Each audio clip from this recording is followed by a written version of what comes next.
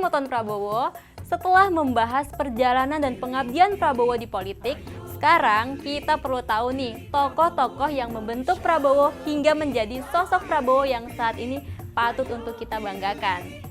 Nah Semeton, Prabowo adalah seorang pembelajar.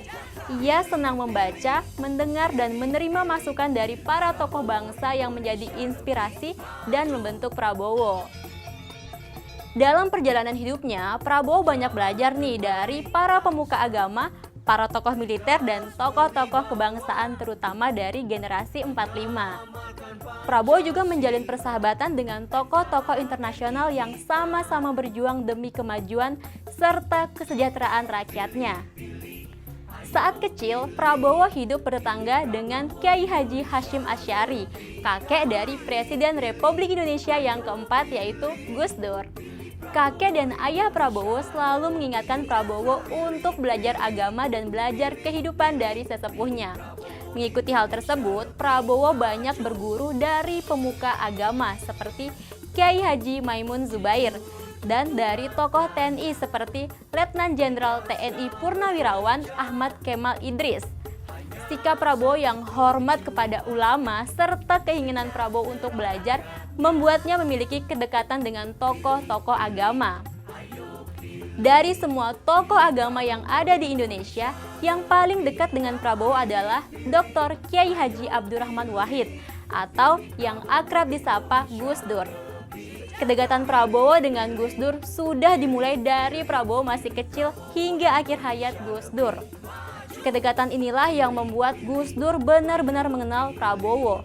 Dan Gus Dur pernah mengatakan nih, bahwa Prabowo adalah orang yang jujur dan tegas.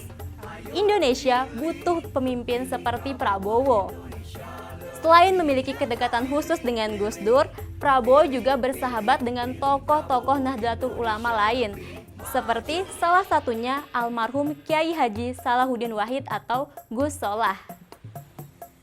Saat Prabowo masih kecil, Profesor Sumitro pernah mengajak Prabowo bertemu dengan Bung Karno. Prabowo masih ingat nih pengalamannya diangkat-angkat oleh Bung Karno. Nah, ayah Prabowo yakni Profesor Sumitro Joyo Hadikusumo memang pernah berselisih paham dengan Insinyur Soekarno. Namun, beliau selalu mengatakan kepada Prabowo bahwa Soekarno adalah tokoh besar. Soekarnolah yang mempersatukan bangsa Indonesia dan juga yang mendirikan negara Indonesia. Karena itulah Prabowo mengagumi sosok Bung Karno. Sehingga Prabowo sering dijuluki sebagai anak ideologis sang proklamator.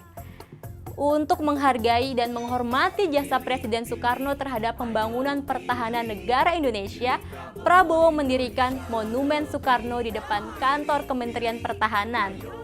Seluruh keluarga Presiden Soekarno turut meresmikan monumen ini bersama dengan Prabowo. Kekaguman Prabowo terhadap pemikiran-pemikiran Presiden Soekarno, Presiden Soeharto, dan Presiden Gus Dur, serta perjuangan Pangeran Diponegoro membuatnya konsisten mendoakan para pemimpin bangsa kita yang telah gugur.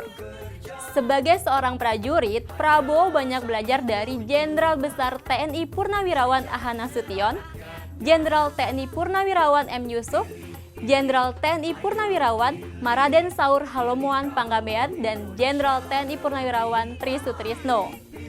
Sikap Prabowo yang menghormati senior dan mau belajar dari senior tidak hanya dilakukan saat dia aktif di TNI. Jadi nggak cuma siap-siap sama senior pas lagi di TNI nih, tetapi juga hingga sekarang saat Prabowo menjabat sebagai Menteri Pertahanan Republik Indonesia.